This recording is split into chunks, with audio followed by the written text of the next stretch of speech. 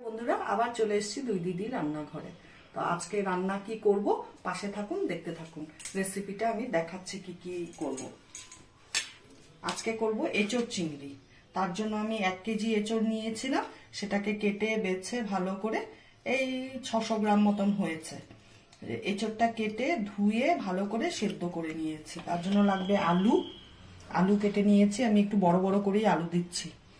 আর লাগবে লঙ্কা বাটা, আদা বাটা, জিরা বাটা, ধনে বাটা আর গরম মশলা বাটা, হলুদ, কাশ্মীরি লঙ্কার গুঁড়ো, একটু রসুন, টমেটো, কুচি করা পেঁয়াজ, আর ফোড়নে লাগবে গোটা গরম মশলা, এলাচ আর দারচিনি আর তেজপাতা, গোটা জিরা, শুকনো লঙ্কা, নুন আর চিংড়ি মাছ।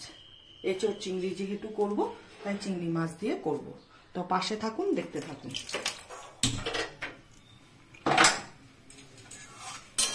গরম হয়ে গেছে, এবার আমি তেল দিয়ে দিব।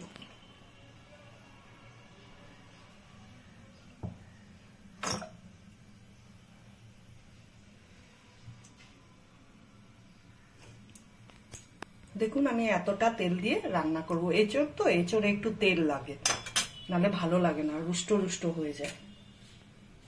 গরম হয়ে গেছে, এখন আমি আলুগুলোকে ভাজবো।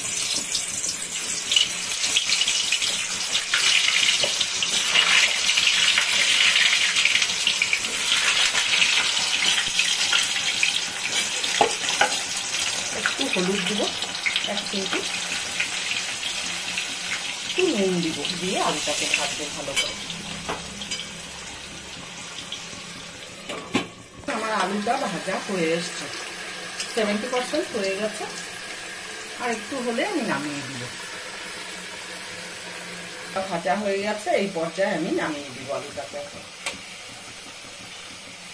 উঠিয়ে নিচ্ছি আলুগুলোকে এক এক করে।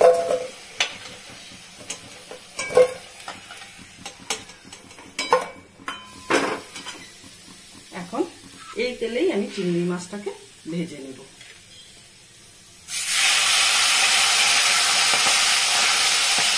চিংড়ি মাছটা ভাজা হয়ে গেছে, এখন আমি তুলে নিব চিংড়ি মাছটাকে। আমার মোট 250 গ্রাম চিংড়ি ছিল।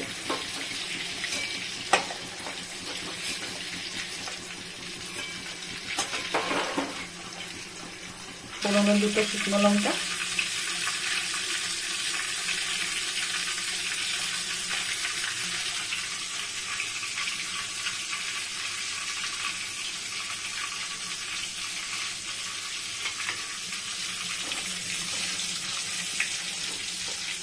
তেজপাতা, গোটা গরম মশলা আর গোটা জিরাটা দিয়ে দিচ্ছি। ফোড়নে গোটা গরম মশলা দিলে কি হয়, তেলের মধ্যে একটা ভালো স্মেল আসে, সেই স্মেলটা সবজিতেও ঢুকে যায় ভালো। উপর থেকে আবার আপনি গরম মশলা বাটা দেন কি গরম মশলা গুঁড়ো দিন, সেটা আলাদা ব্যাপার, কিন্তু ফোড়নে দিলে একটা আলাদা গন্ধ আসে। এখন আমি অল্প একটু এই 4-5 কোয়া রসুন ফোড়ন দিচ্ছি।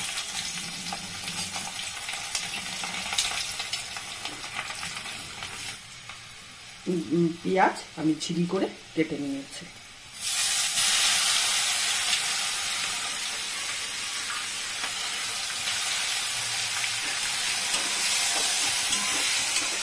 জিরাটা, পেঁয়াজটা ভাজা হয়ে গেলে পরে তারপরে টমেটোটা দিব।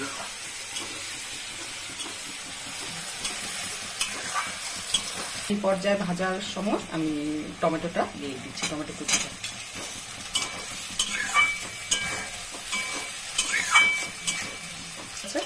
ভাজাও হয়ে গেছে, এখন আমি এঁচোড়গুলাকে তেলে দেব।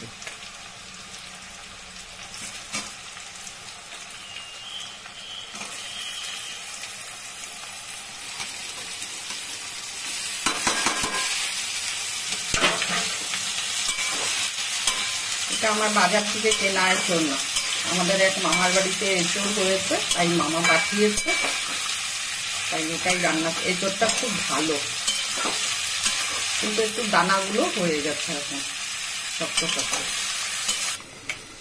না চিনি দিই না, এঁচোড়টা ভালো করে ভেজে নিচ্ছি সুন্দর করে একদম।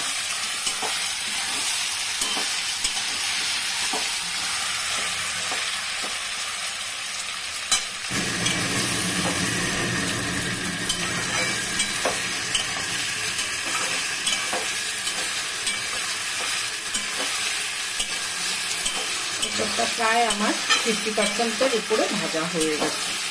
একটু পরে আমি মশলাটা দিয়ে কষাবো। এঁচোড় আমার পুরো ভাজা হয়ে গেছে কমপ্লিট। এখন আমি এখানে আলুটা দেব, ভাজা আলুটা।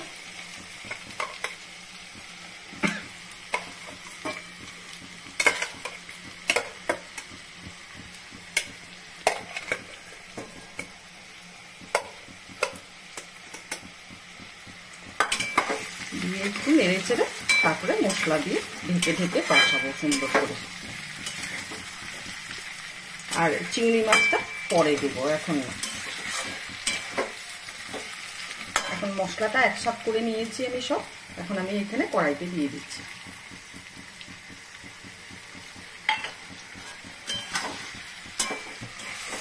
মশলা দিয়ে যখন কষাবো তখন গ্যাসটা একদম medium, high to medium flame দিয়ে আমি কষাবো মশলাটাকে ভালো করে।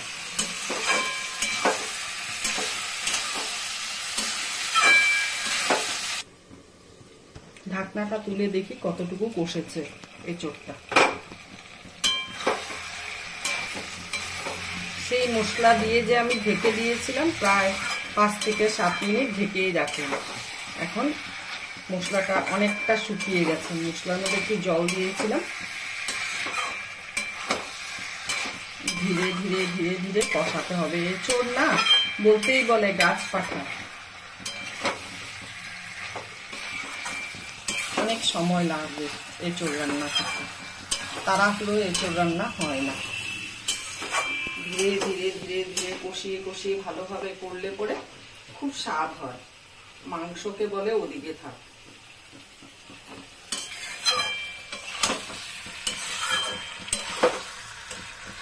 পুরো কষানো হয়ে গেছে আমার। দেখুন তেল ছেড়ে দিয়েছে সুন্দর একদম। মশলা টসলা ভাজা একদম দারুণ একটা গন্ধ বেরিয়েছে এঁচোড়টা দিয়ে। পুরো তেল ছেড়ে দিয়েছে দেখুন। এখন আমি এঁচোড়টা সেদ্ধ হয়ে গেছে দেখুন।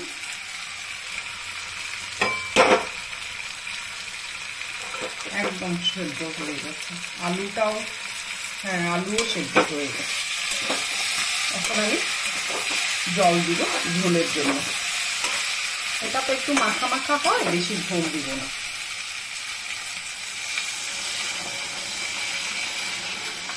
বাস একটু ঝোল দিয়ে ভালো করে ফুটাবো। ফুটিয়ে নিয়ে নামানোর আগে গরম মশলা দিয়ে নামিয়ে নেব। চিংড়ি মাছটাও দেব। এটা আগে ফুটুক ভালো করে। 2 মিনিট ঢাকা দিয়ে রাখি ভালো করে, তারপরে ফুটবে টকবক করে। যখন ঝোলটা দেওয়া হয় না তখন গ্যাসের ফ্লেমটা হাই রাখতে হয়, তাহলে ঝোলটা ভালো করে ফোটে। তারপরে একটু কমিয়ে দিলে হয়। এটা পুরো টকবক করে ফুটছে। এখন আমি ঢাকনাটা সরিয়ে দিই। আমি তো দেখালাম এই এঁচোড়টা পুরো সেদ্ধ হয়ে গেছে, একদম নরম হয়ে গেছে, ছেড়ে গেছে পুরো। আলুও সেদ্ধ হয়ে গেছে। এখন আমি চিংড়ি মাছটা দিয়ে দিব, দিয়ে একটু ফুটাবো।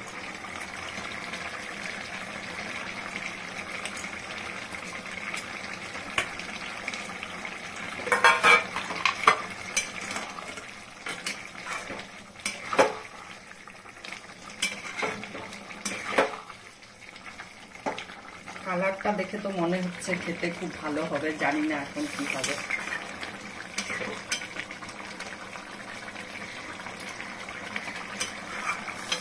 আমার এঁচোড় চিংড়ি হয়ে গেছে। এখন আমি গরম মশলা বাটাটা দিচ্ছি। এইটুকু ঝোল রাখতে হবে, নাহলে টেনে নিবে। আলু আছে না, আলু সেদ্ধ করলে টানে না ঝোল, কিন্তু আলু কাঁচা আলু ভাজলে পরে সেই আলুটা ঝোল টেনে নেয়। আর এইটুকু মাখো মাখো না হলে ভালো লাগবে না খেতে। এখন আমি ঢেলে নিচ্ছি পাত্রে। আপনারাও সেম ওয়েতে করে খেয়ে আমাকে জানাবেন কমেন্ট করে।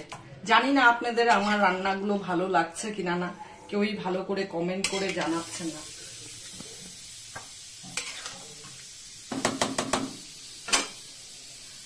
কমপ্লিট আমার রান্নাটা।